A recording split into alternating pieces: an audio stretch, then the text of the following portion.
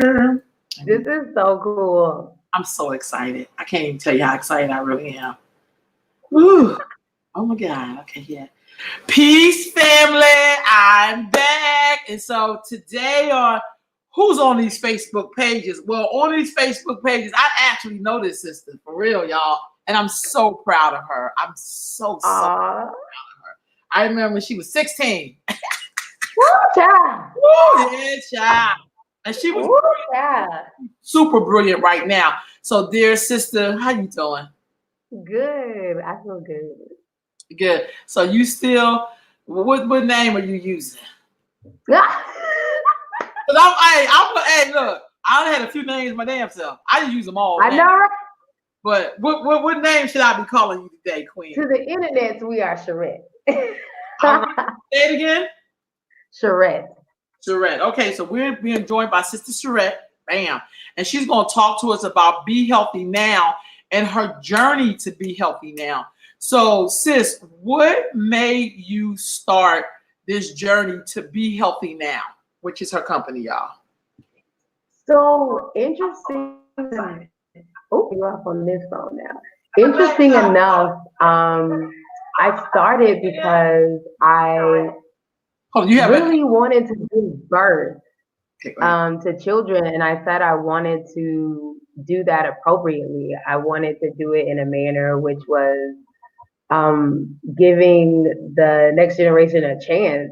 And so I didn't know what that entailed, but it spent me on this whole journey.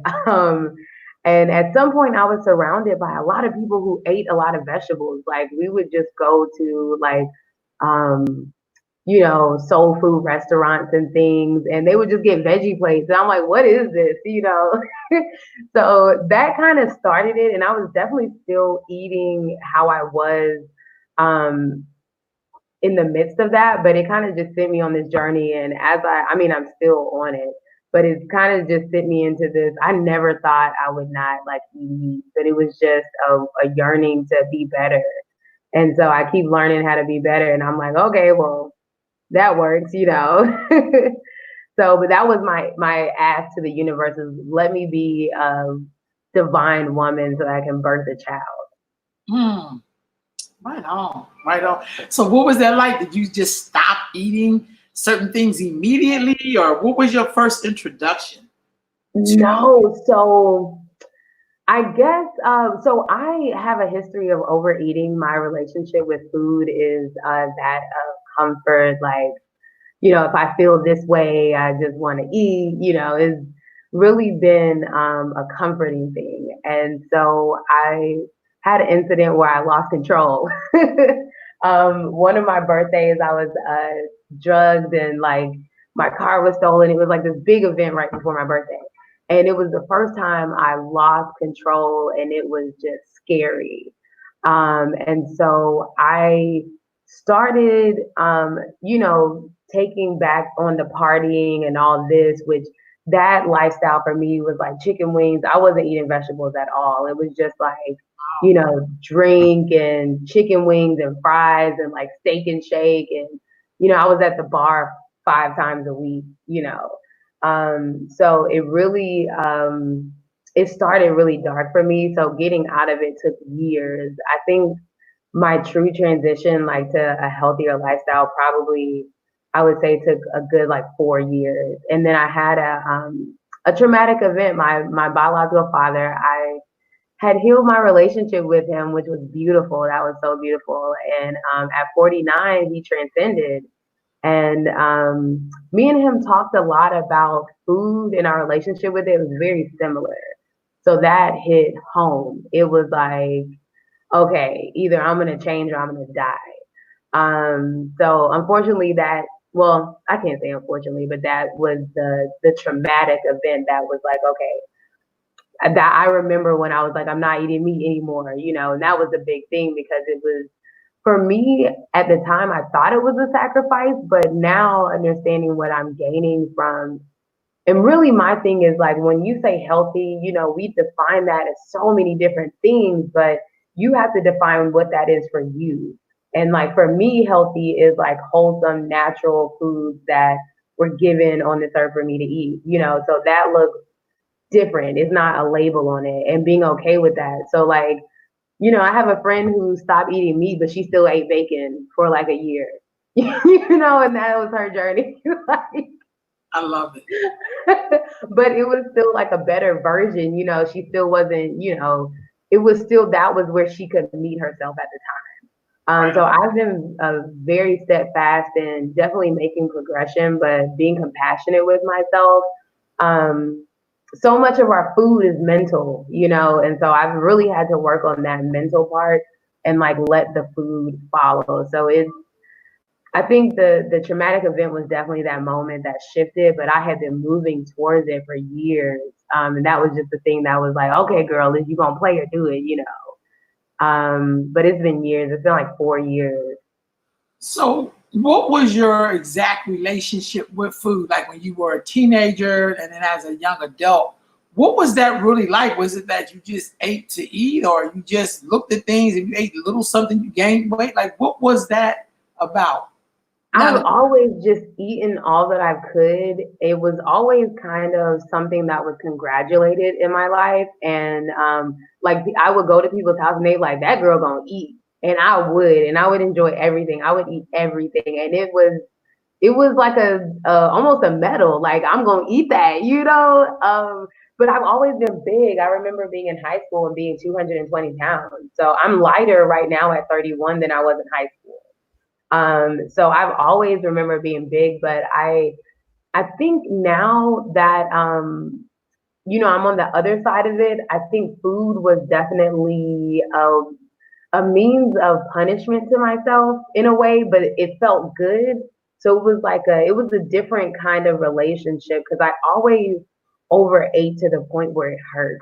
And that was where I felt complacent. It was never like, oh, I'm full or satisfied and stop there. It was like, I'm gonna eat all that I can to the brim. And that was what I did. And yeah, so I'm really having to heal my mind around it because it's really my place of healing.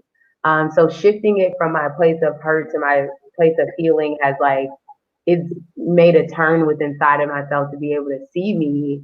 Because even coming to that realization of what you're using food for, it's like I am doing that. Like, so when did you have that moment though? Were you like, how old were you when you had that moment? I was definitely like 20. I think this has been. I remember when I had the moment when I knew I had to lose weight. But when I first started losing weight, it didn't really have as much to do with food. So I've had different, I guess, portions of my weight loss.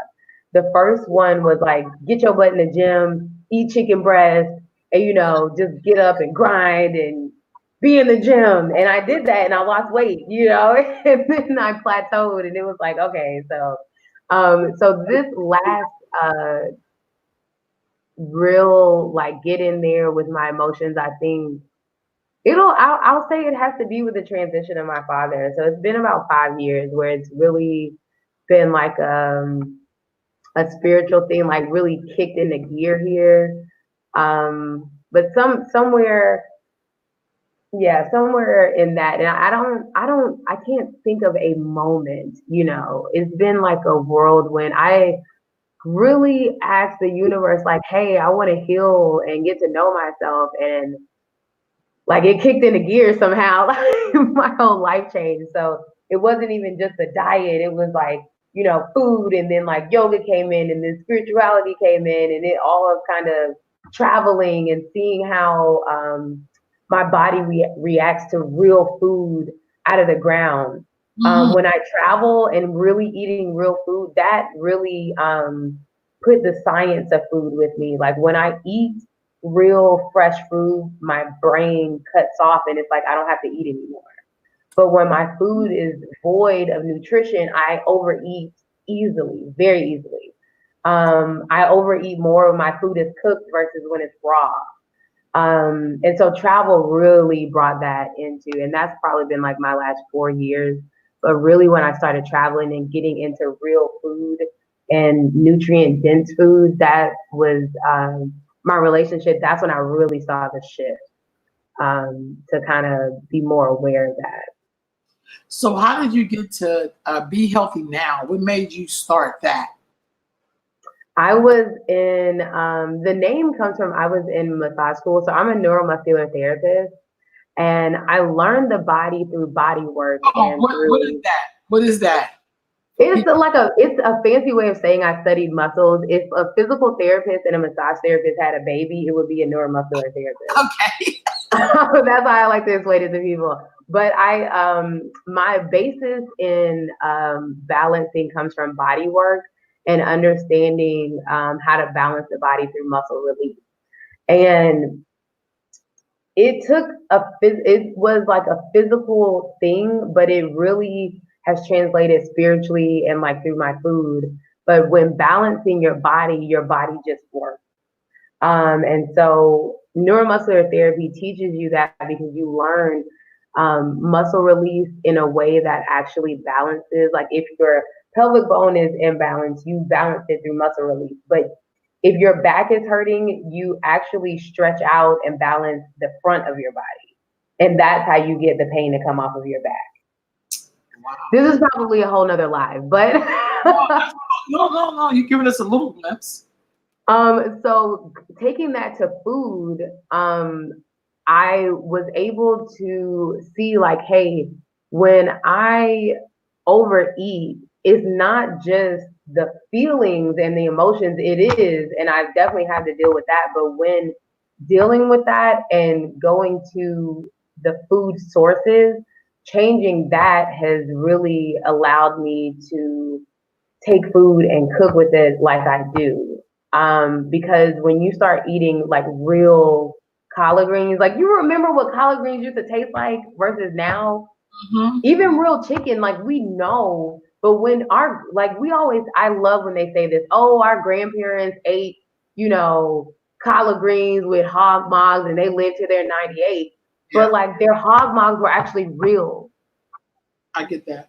You know what I'm saying? Like I definitely think that we don't talk about like real food versus like what we're eating today as much. And that's mostly why I eat mostly vegetables. I do believe that there's a science behind it, why all these people are like gun ho and like, veganism and whatever. But I think that it's enough if you want to be healthy now, just incorporating more vegetables, more fresh source, actual vegetables in your diet is enough. Like I think we try to put health into a box, but we know what's good for us. We know that green vegetables from farmers are good. And I actually got into farm vegetables through getting food stamps. Like EBT is what literally introduced me into farm. And so finding resources that help you in Georgia, which I think this should be like all states. I don't know if it is, but in Georgia, you can go to fresh farmers market and you have EBT and they'll double your buck. So you'll swipe $10 and they'll give you 20 tokens to buy vegetables. Wow. So yeah, it's an amazing program. It's an amazing program. I love it. And it's so important to support our farmers.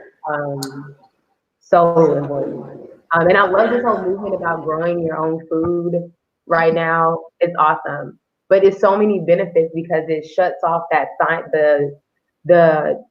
it shuts off your brain to say, hey, I have enough energy now. I have enough nutrients. And you'll see if you eat, fresh food from a farmer, you won't have to eat as much. And so it counteracts when people are like, oh, it's more expensive. It's like, oh, you really don't have to eat that much, because your brain shuts off and your body feels energized. So like, yeah, that the neuromuscular therapy gave me a very, I don't know, it's a different way that I was able to come into health and look at it. So what do you do with Be Healthy Now? What do you do there? What is that comprised of? So actually, it is something that has come to the forefront. I actually wasn't doing much with my company, and then I went and I sat in Vipassana, which is like a 10-day silent retreat.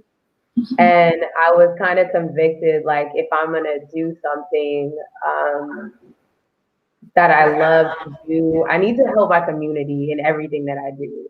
And right now, I think is a very important time for people to understand healthy because it's made to be so confusing in the time that we're in, and it's really not. And so I do have neuromuscular therapy sessions, but I'm moving into the food space a lot more, creating dishes, helping people just eat vegetables. And I've made that switch very recent because I was convicted in how do I truly help my community. And we just have to learn how to eat again. When we remember how to eat, like we remember, like if you have elders around you who can vegetables, who made like pots of greens, like remember when we didn't have to like overcook our greens? Right on. We were making things out of cast iron skillets. Yeah. You know, grandma taught us already, so we just have to return to it and remember.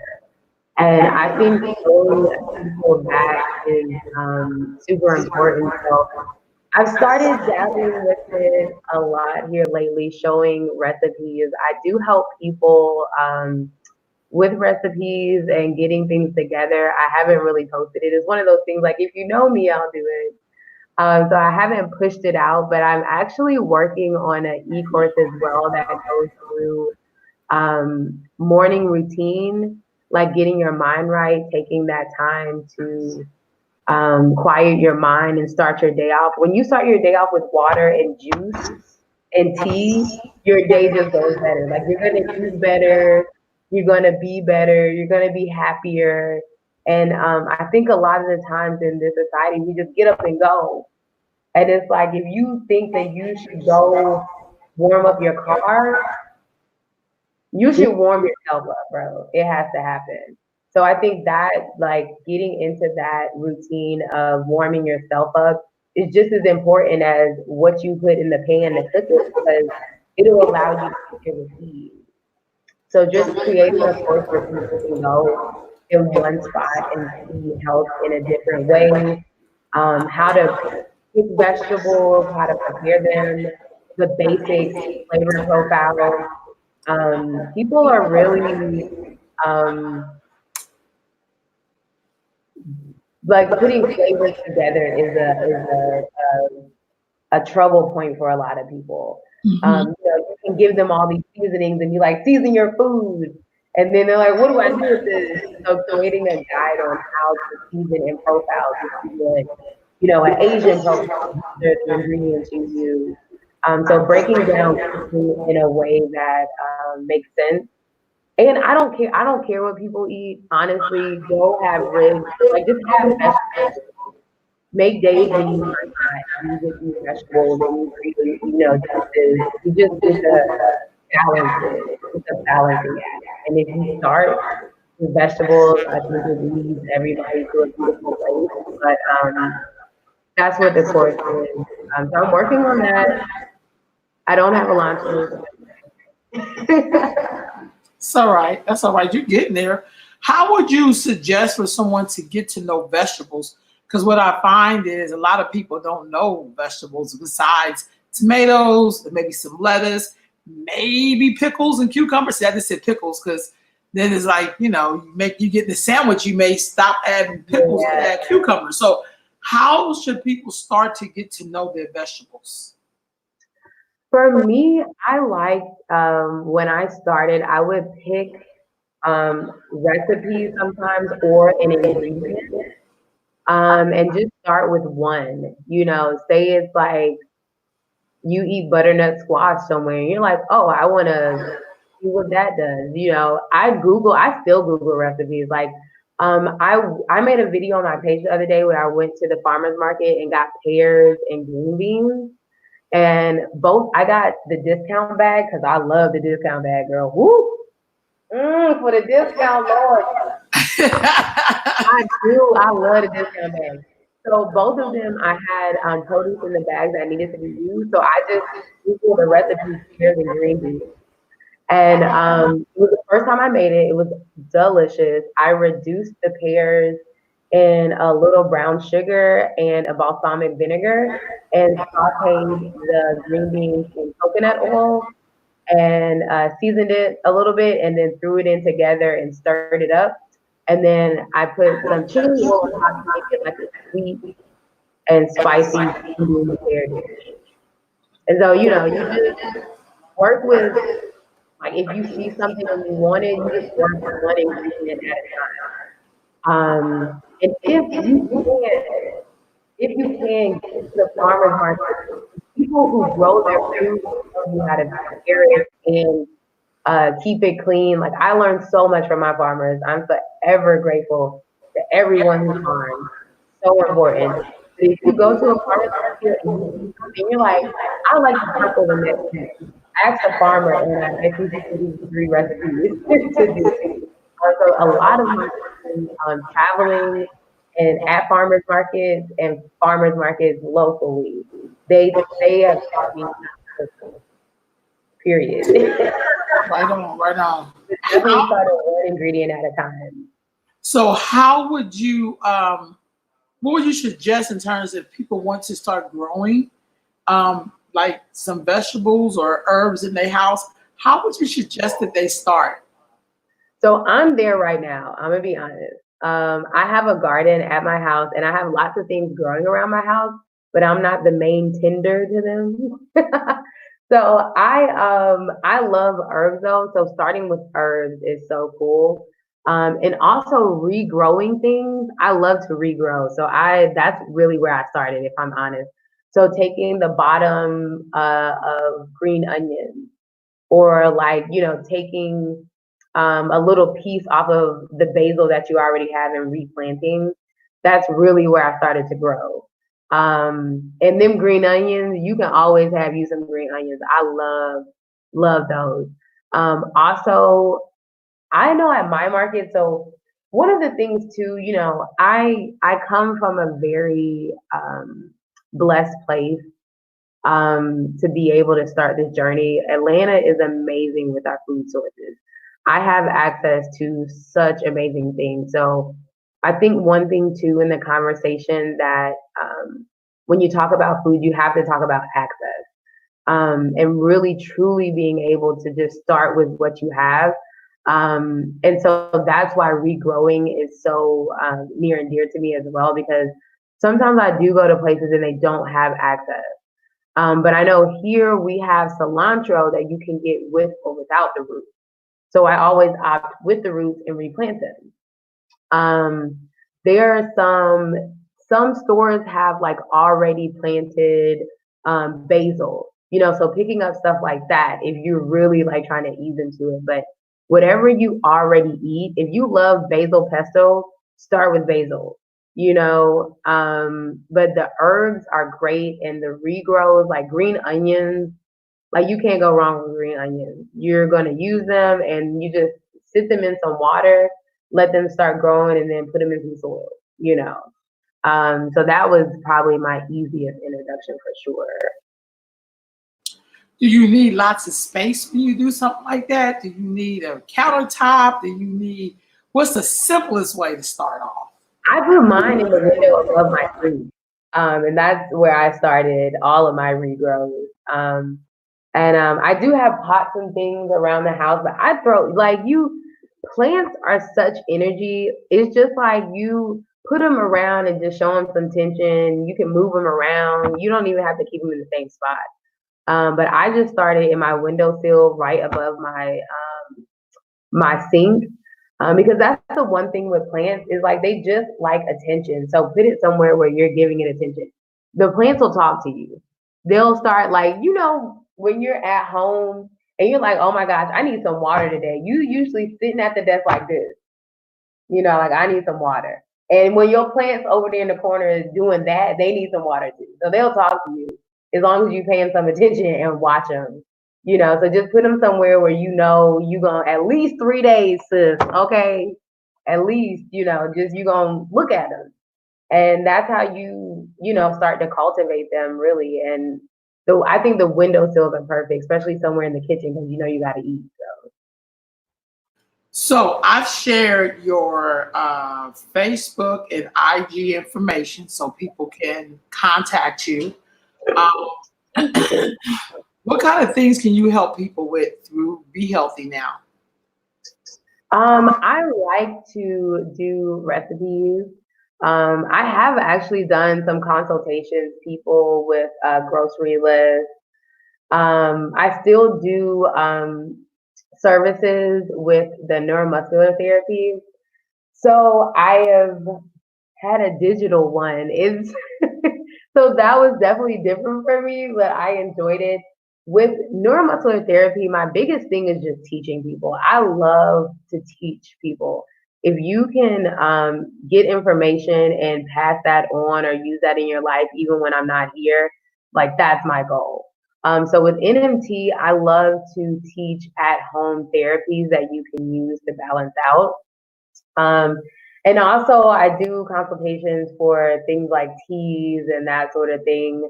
Um, so that's really where the space has been. I have really been ramping up just uh, recently here, and it's interesting because everything's online right now.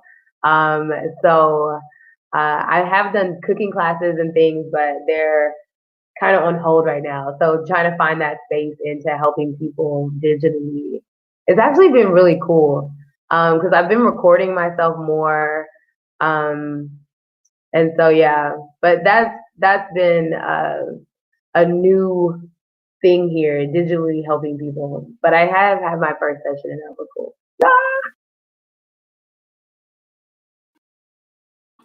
Sometimes I mute myself so you can sound clear. So that's why you see me doing that. So if somebody reached out to you, what can they expect? Kindness and love. How does your spiritual piece fit in with the nutrition piece, fit in with the creating sacred space for you to live your life in? I think that shows up a lot for me in body work. Um, for a long time, when people came to me for body work, they would say, I am an energy worker. And for a long time, I could not take that on. I was like, no, I'm not. I do body work. But for me, one of the most important things in being healthy is quieting of the mind. We're just in a society where we're going so much. So creating a space where you can just be quiet and break things down. Like when I talk to people about food, the question I get the most when people talk to me about food is, where do I start? And so just really giving people simple things like introducing teas. Like sometimes that's my recommendation, like, hey, get some tea. Just finding mechanisms to quiet that space. So I do that in a lot of my stuff. I love tea. If you do anything with me, there's like tea involved because I really feel like that's one thing that people can always expect is that the quieting of the mind first, because from there, then we can move easy.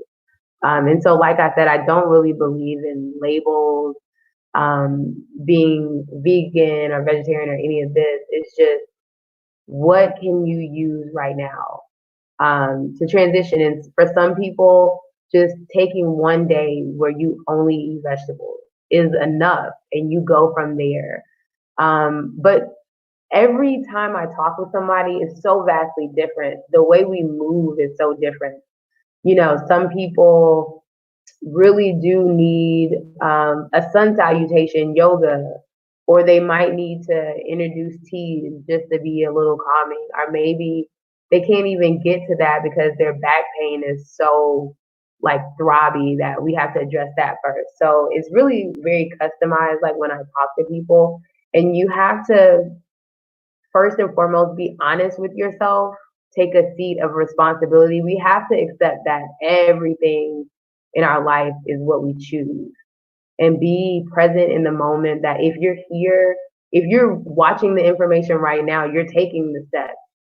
So don't beat up on yourself, but know that, if you're not drinking water, just say that shit. You know what I'm saying? You don't have to lie. You can be right where you're at. And that's how you get the help. That's how I can tell you, hey man, maybe it's, the alkaline water. Because for me, it's like those small little changes you make, it really helps bring everything together so you can then move. I think a lot of the times we're stuck because we're in pain or something's not moving. If you're not taking a bowel movement, like sometimes we can't talk about stretching. You know what I'm saying? So everyone is so, everyone has to move from the space which they're in. I think, what I do is I call it holistic with a W, like WHOL, holistic, because everyone is so different. But just being honest with yourself, and reaching out for information, however that comes. So I kind of encompass it in all of it. People come to me sometimes to get on my table for a neuromuscular session, and we end up going to food or, vice versa. But I kind of use the therapy, spirituality, and all of it because if we're talking about health, we have to talk about spirit. I think that's definitely never separate. Your mind, your body, what you're putting in physically, mentally, all of that. You have to talk about all of it. You can't compartmentalize it because it's all, making it go. That's interesting. Neuropathy. What is that about? Because you said you study muscles. So when people are dealing with neuropathy, what is that about? So it can be, so muscles are an interesting thing. They affect more things than we let on. They are tied to, so you can have a nerve that's like this, and then you can have a muscle on top of it, and the muscle gets tight and it pushes down the nerve. So now you're having neural problems. So sciatica, for instance, you have a muscle that's in the back, it gets tight, your piriformis, and it pushes down on your sciatic nerve. That very case will give you the exact same symptoms of sciatica. But it's a tight muscle. If you release your piriformis, it backs up off your sciatic nerve. Now you're not feeling the sciatic pain. Because you have muscles on top of your nerves, you have them connected to bones, to tendons. So if you're talking about a bone breaking, a lot of the times you have a displacement in the muscle that's pulling on that bone, and now it's easier to break. So it's just a learning of the intricate way that muscles are in our body and how to release a muscle to release all of these things. So I got a chance to study that. Mind blowing. But yeah, that's actually, I would say, my real introduction to becoming healthy. I have to say, when I really start to look back at it, that's balancing my body through muscles was probably when I started connecting, like, oh, the key is that we're not supposed to live in pain. Mind blowing. Our body's not supposed to be in pain emotionally. We're not supposed to hold on to trauma and walk around with it. We're supposed to release it. We're supposed to be balanced enough to wake up and have a sound mind. We're supposed to be able to, know how to feed our body so that we have energy. We're not supposed to live in pain. And that's what body work, neuromuscular therapy taught me, releasing through muscle. And that really was a life changer for me, that I'm not supposed to be in pain. It's okay for me to feel pain. There are things that happen where it definitely causes pain and I can feel it, but I'm supposed to release it, and doing that through muscles was really my introduction to it. It's why every time you eat, you're supposed to poop, you're supposed to release it. You're supposed to have a body that balances and releases your toxins so you're not holding on to them. Because when you hold on to them, it causes pain, it causes inflammation. So you can take that one theory and you can use it through your body, whether it's emotionally, spiritually, with your food. You're supposed to release and you're not supposed to be in pain. And I think that connecting it with my body first, it made it a very interesting journey because I felt it first. It wasn't this like, you know, it was scientific, if you will. And so I got on the science side and then kind of came to the spiritual side, which I have to give. So I'm so grateful, so grateful. Once I came over to the spirit side, I was able to see that I grew up with spirit. Like you, I didn't know, like, you were just Mama Ro for so long. And then I learned things and I was like, oh, you were tradition in my life. Like you were rituals, like so I was able to come, and that's what I'm saying, always coming back to remembering who we are, what we were really doing, what Big Mama was telling us, that one key figure in our life who taught us to go stage yourself in the mirror naked because you got to look at your body, little girl, you have to come back to it at some point. So I guess it's all a circle, but yeah. So water, you mentioned alkaline water. What is the difference between alkaline water, mineral water, distilled water, natural water, spring water? Like we have all these waters. What is alkaline? What is all of this water?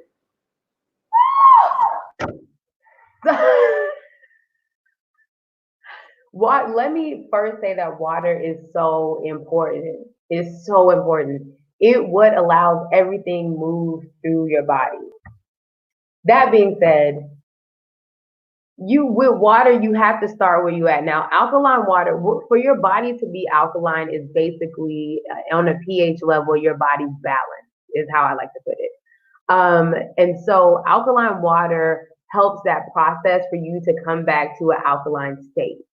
Now, the problem we have with anything in our society is when it catches on or it trends, you start seeing things and it's not necessarily what is labeled. So you can't, when you start drinking water, you can't go in the rabbit hole. Now, natural spring water from a natural source is my personal preference. A lot of those waters are naturally alkaline, but all of them are not. I still like natural sources. There's a spring in Georgia that we drive to every now and then. It's 35 minutes south, and we go take glass jars and fill up the water and drink it. That's my favorite way to get water. Now, if you're on a budget, sometimes you have to find your way. But I say that natural spring water first, alkaline second. But even with water, you have to read your labels. And the reason why I chose that with my life is because in reading the labels, a lot of the alkaline water these days is not naturally sourced. So basically it's toilet water. If you read your bottle and it says it comes from a municipal source, that means it's coming from city water, it's toilet water. And they run it through filtration. Whatever they put on the bottle, fancy schmancy, like we iodize it, distill it, whatever the hell. So they run it through a system and then you drink it. So I can't tell you the difference between distilled water and drinking water. If it's not from a natural source, though, I don't really drink it because I'd rather drink a filtered tap water. And I still use filtered tap water. I use filtered tap water to cook with. So, the water is very important. And so you have to look into what makes you comfortable, what makes you feel good. I know that when I go get my natural spring waters, when I drink that water, it makes me feel good. It makes everything work. I'm pooping more regularly. You're going to see me going to the bathroom more. So spring water definitely does that. Alkaline water also does that. But I prefer like a natural source over anything. And that's just kind of where I started with my water. And when I found my springs, that's when I started to get a little bougie with it. So I am kind of bougie with my water now, you know, but when you're starting out, just look for natural sources. You can read the bottle and it'll say, this comes from this spring in North Georgia or Florida. So that's my preference to get on better water.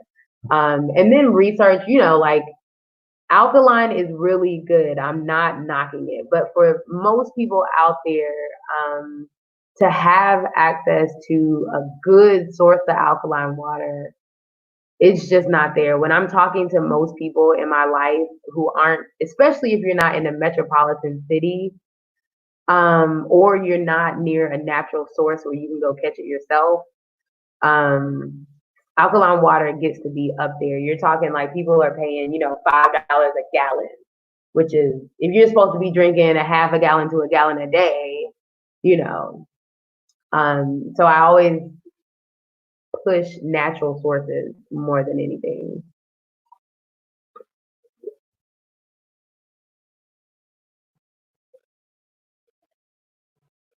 You're on mute. I got you. It's got off. Okay, so that totally makes sense to me, and you totally broke that down. Like I think sometimes we get so inundated. We know that water is life, but we don't know that there's different kinds of waters. What about people who are, because now we're in the quarantine, who want to eat fresh fruits and vegetables? Is it still, and this is an honest God opinion, is it still healthy to eat canned vegetables as opposed to frozen, as opposed to fresh? So I say fresh, frozen, and canned. And if you're gonna do canned, try to at least do like an organic. Again, with canned things, you have to read labels. I prefer, like, if it's gonna be garbanzo beans in a can, I prefer it to be garbanzo beans and salt and water. You know, so if you're reading ingredients that you can't pronounce, or you don't know what xanthan gum is or where that grows, probably your body cannot process it. If you can't read it, your body probably can't process it. And so that's really how I move with things now. But that is, and sometimes when I travel, like, you know, when I go to, y'all, when you go to these little podunk towns and stuff, these places where they just ain't on yet, you know, your options get a little stretched. So I'm not gonna sit back and say, you know, I still don't eat anything that, you know, doesn't have chemicals in it. But the more I read and the more I go towards, you know, not having more chemicals, the better I feel. And so when you're in a situation where, if you're in the grocery store and they ain't got no fresh green beans and they ain't got no frozen ones, go ahead and grab you those cans. You know what I'm saying? Read the label. If you can get organic, then get that. If not, be best with where you at. But the hierarchy is always fresh. And the hierarchy is really farmers market, fresh, grocery store, fresh, frozen, canned. And if possible, always, you know, organic overnight. But I love, like, here we have Kroger and they have like their own organic thing going on, where they make like, you know, canned products that are organic that are really accessible. Trader Joe's, I like, if I get things out of a can, you know, I do have certain places and brands that I trust that I do that. But in general, the longer it's being preserved outside of you, when you consume it, the longer it's being preserved within you, which means you're not going to poop it out immediately. And going back to what I was saying earlier, anything you eat, the body's job is to filter it, take what it needs, and like let the toxins leave. And if it's being preserved on the shelf, it's being preserved in you, and the toxins are staying in you and not in the toilet.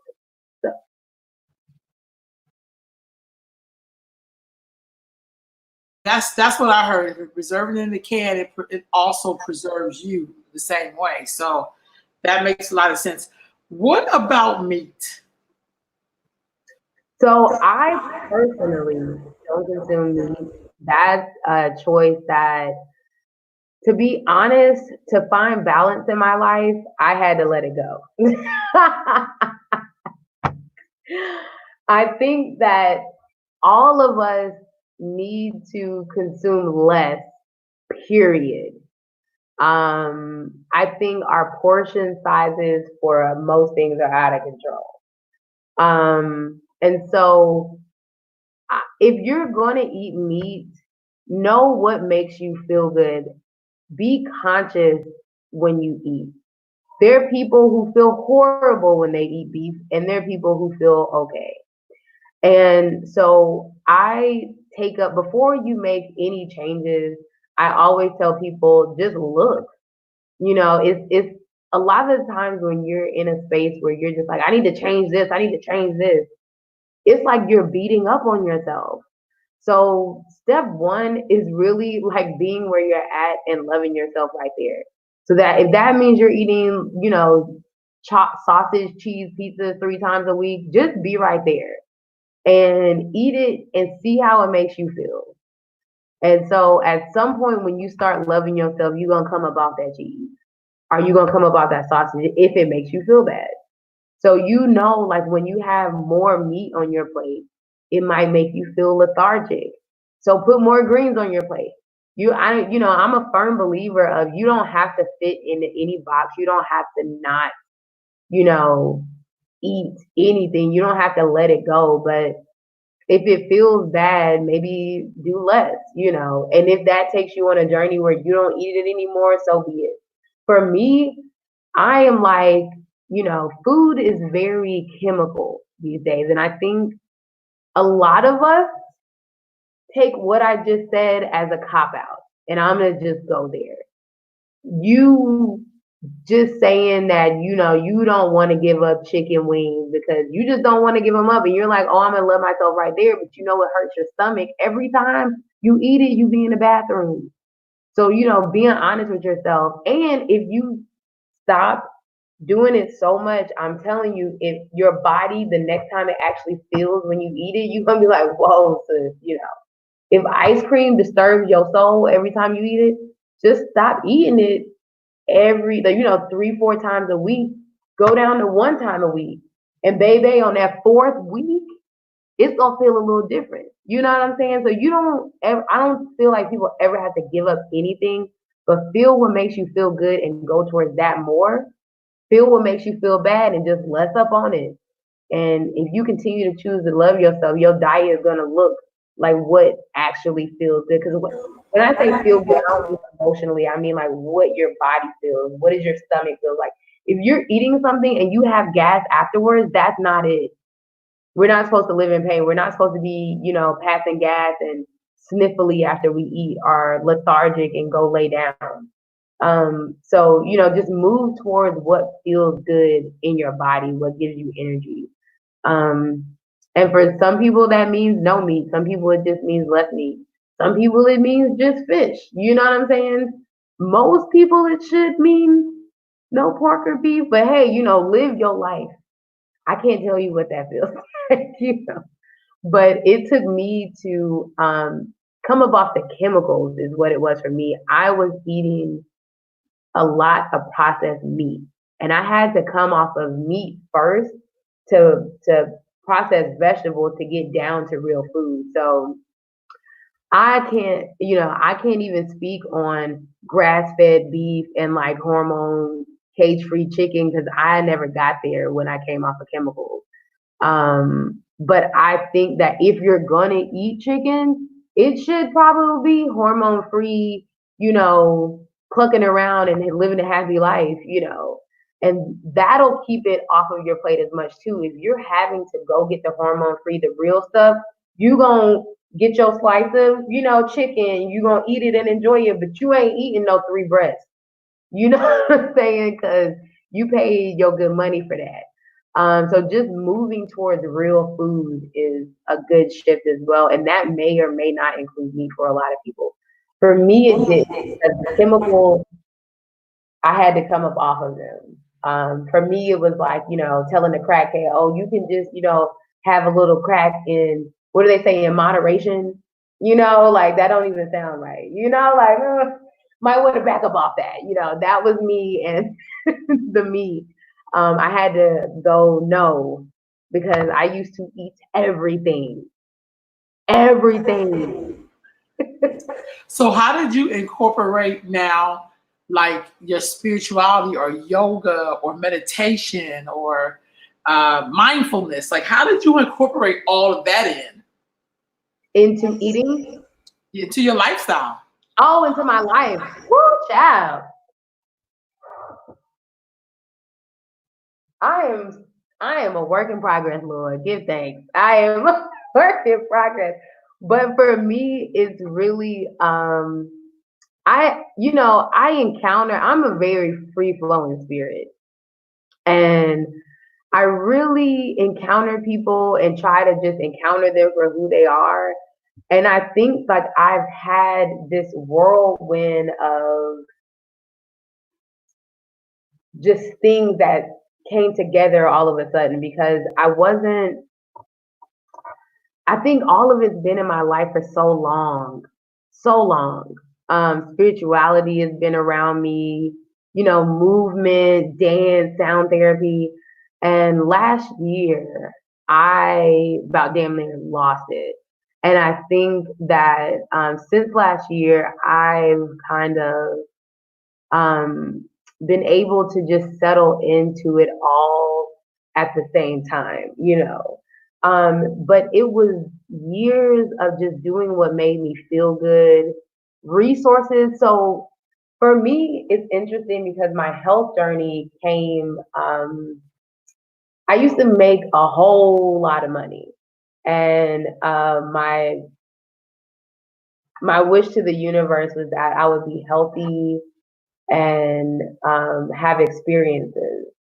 And a lot of that was healing my womb because I wanted children. And I know that the special person I am, I'm meant to like birth happy beings and be happy with them. That's has always been happiness has always been like a true part of me. And so it sent me into a life where I didn't have any money anymore. And I had to figure out because when I had money, I wasn't happy.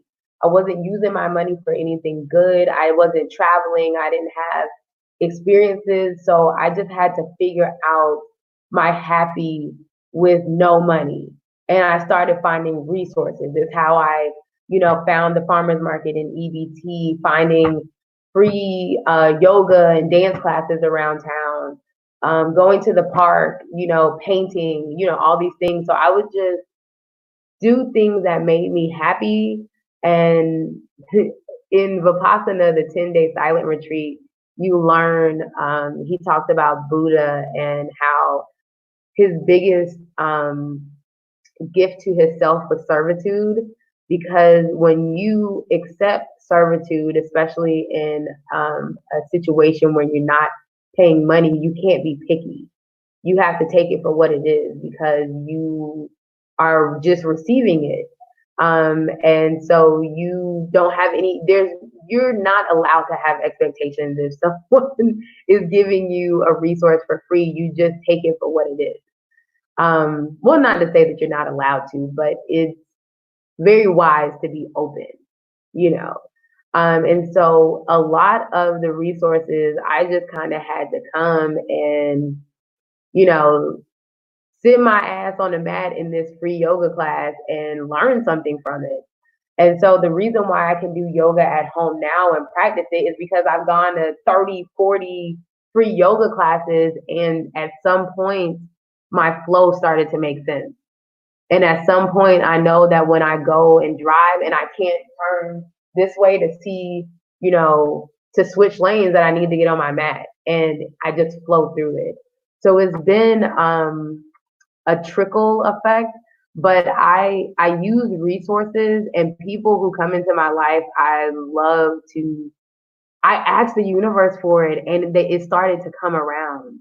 I even remember when I met you, and it's interesting. Like my aunt, I was sent to. I don't know if you remember this. I was sent to California because my parents were divorced, and I was like this raging, angry teenager. So my mom was like, "Send her to California. You deal with her." And my aunt was like, "You deal with her." Because I was just so mad. Like my aunt, I remember she would try to tell me things and I would just be so mad. Like, y'all don't know me, like back up, you know. Now that I know, it's just because I wanted my dad back, you know, but I was just so mad. And so I remember asking for you though. I was like so angry and I was like so tired of being angry and mad. I was just like, send somebody to me who will listen. And like then I moved to California and you came along. So a lot of this is just really being intentional with what I need, being intentional. All of it's being intentional, and then people were sent to me that showed me the way. If I'm being honest, whether it's, you know, when I got into neuromuscular therapy, my body was hurting. I was in pain. When I first got into massage school, when people touched me, just like on the shoulder or on the back, it would literally hurt. I would, you know, like my body was just done for. And then I went through massage school and got massaged every day, like, ah. So a lot of my starting of journey is really channeling in whatever divine energy I have within myself and asking for what I need and being open, being in that moment of service, like universe be a service to me. I don't have any expectations. I'm open to whatever you can give me because I'm standing in the need of prayer, Lord. Like, you know. So it kind of started there and it took me on a journey. I didn't really know what I was getting into. But the practices all came right on time and it's kind of been this whirlwind into like, oh, this is what healing's looking like and the work that Iyama is talking about on the Iyama Fix My Life. Like you always hear like, I gotta do the work, I gotta do the work. And then you ask for the work and you're like, damn, this is the work. Like why nobody told me? I know it don't be like some cute shit stuff you see on TV, like, and then we floated, and then no, it be looking like it. They always have this meme that has what a spiritual bath looks like, and it'd be all beautiful and just, and then what it really look like, it look gritty and dirty and just like you in the garage with your clothes cut open, okay? Like right. You don't know what's happening. That is so true. That is so true. You shed so much light today on basically what Be Healthy Now is.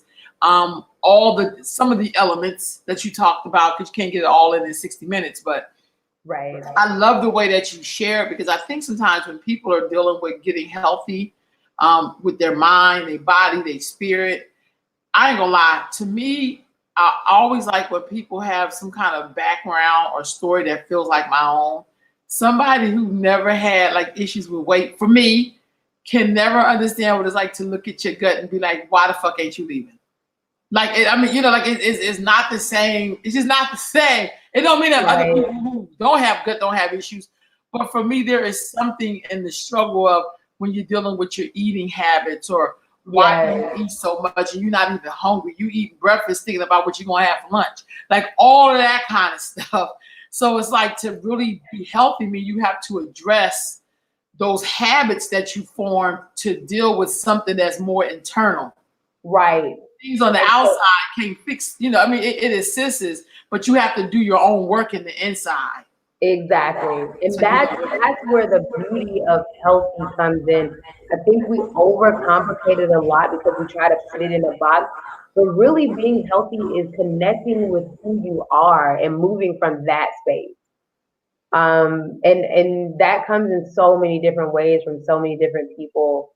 And it's just so important to understand that it really, you know, we can cook, we can learn how to cook, we can learn how to season things, but that doesn't help if you're not talking about the internal. And so for me, it really does. Even it does so much for me to feel good while I'm cooking. Like you'll see on my videos, I'm always like, I like some prosecco, some soca music. Like we don't get in here having this time.